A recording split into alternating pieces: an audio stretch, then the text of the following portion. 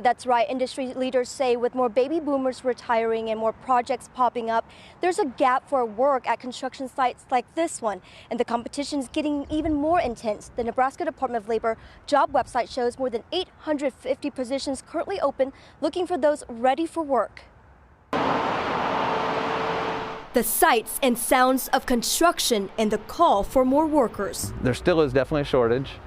We just bid a large project here a week ago in plumbers. There were no plumbers bidding the project just because they're so booked up right now. Scott Thompson is the president of Lund Ross Constructors.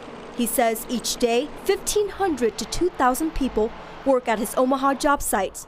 From the Highlander project here near 30th and Lake to M's Pub and the Old Market. A lot of the vendors are picking and choosing what projects they want to bid, and it's creating pricing issues as well. Let me explain.